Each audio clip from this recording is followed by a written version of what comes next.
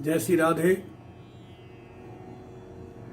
ये संसार में जीवन जो मिला है हमको संसार से मुक्त होने के लिए मिला है, परंतु हम संसार में आकर के संसार की कामनाओं में, इच्छाओं में वशीभूत होकर के अपने मूलभूत जो हमारा जीवन है, अपने स्वरूप को भूल जाते हैं। जिस समय हम माँ के गर्भ में होते हैं उस समय हम सभी जीवों को अपने 100 जन्मों की याद होती है कि हम किस जन्म में क्या करके आए हैं, क्या कर रहे थे, और उसी प्रारब्ध के अनुसार हमको ये मानव शरीर प्राप्त होता है।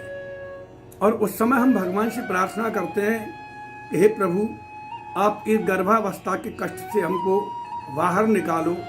बाहर निकलते ही मैं आपका जाते ही भजन करूंगा।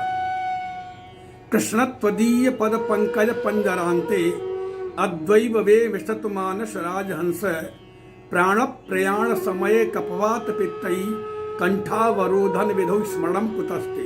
ये जीव जो वह गर्भ में भगवान से प्रार्थना करता है कि यदि मैं गर्भावस्था से निकलते ही मेरी मृत्यु हो गई तो मैं आपका भजन कब से करूंगा। इसलिए गर्भ में ही भजन करने का नियम है और गर्भ से ही भजन करता है, परंतु संसार में आकर के माया के चक्कर में हम सभी लोग भूल जाते हैं। एक बार एक राजा के कोई संतान नहीं थी और उसने विचार किया कि मेरे बाद मेरी गद्दी पर कौन बैठेगा। अपने मंत्रियों से विचार विमर्श उसने किया तो मंत्रियों ने कहा, महाराज राज्य में घोषणा करवा दी जाए कि 2 दिन बाद सबसे पहले जो आपसे मिलेगा उसी को राजगद्दी पर बिठा दिया जाएगा। राजा ने मंत्रियों से कहा, ये तो पूरे राज की प्रजा हमसे मिलने के लिए आएगी, तो फिर कैसे निश्चित किया जाएगा कि गद्दी का मालिक कौन हो सकता है। मंत्रियों ने कहा, ये व्यवस्था महाराज हमारी रहेगी, आप केवल घोषणा करवा दीजिए को 2 दिन बाद सबसे पहले जो राजा से मिलेगा वही राजा की गद्दी का मालिक होगा, उसको राजा बनाया जाएगा। सारे प्रजा में घोषणा कर दी गई। सभी प्रजा तैयार थी कि हम राजा से मिलेंगे, हम राजा से मिलेंगे, हम राजा से मिलेंगे। भीड़ बहुत थी, मंत्री बहुत चालाक थे। उन्होंने राजा के किले के थोड़ी दूर बाहर 4 बहुत सुंदर पंडाल बनवाए और जब प्रजा इकट्ठी हो गई, मिलने का जो समय था, उन्होंने सबसे पहले एक दरवाजे को खोला और उस दरवाजे में उन्होंने निश्चित कर दिया था, बड़े ही सुंदर सुंदर भोजन बने हुए रखे हुए हैं, बड़े सुंदर ड्राई फ्रूटों के साल सजे हुए रखे हैं, बड़े बड़े टिफिन रखे हुए हैं और उन पर बोर्डों पे लिखा हुआ है कि आप भोजन कर भी सकते हो और जितना आप ले जाना सकते हो उतना अपने घर के लिए ले जा भी सकते हो। आधी से ज्यादा जनता भोजन किया, टिफिनों में भरा और बाहर निकल गई। उन्हीं कौन भीड़ में राजा से मिलेगा, इतनी में पता नहीं समय हुआ राजा को नहीं मिला।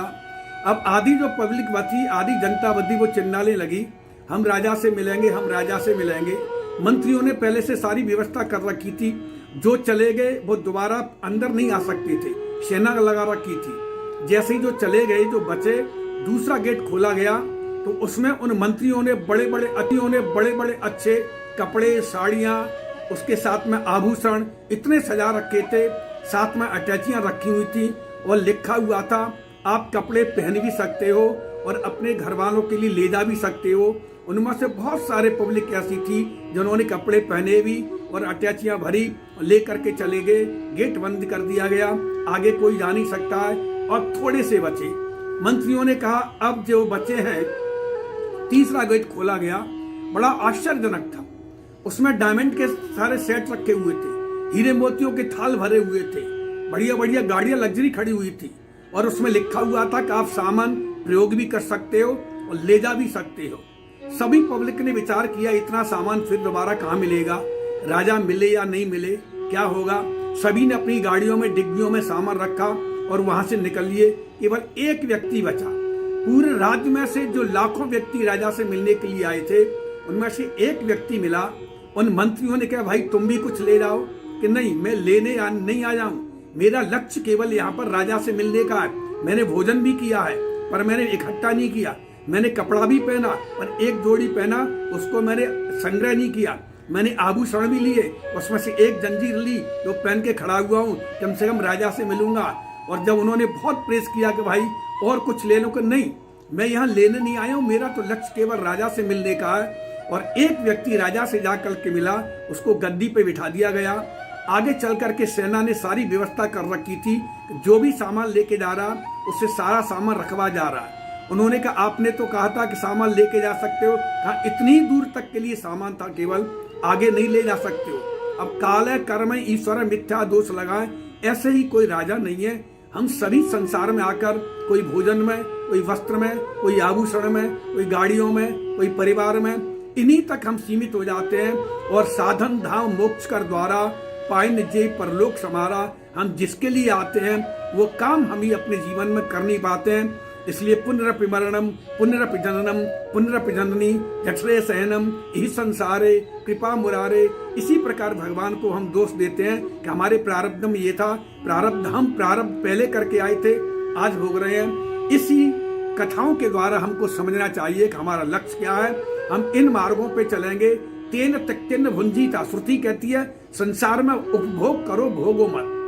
वस्त्र भी पहनो, भोजन भी करो, सब कुछ करो, पर त्याग की भावना से करते रहोगे तो हम भोजन भी करते रहेंगे, वस्त्र भी पहनते रहेंगे, गाड़ियों में घूमते रहेंगे, पर परमात्मा का स्मरण करते हुए लक्ष्य की प्राप्ति करेंगे।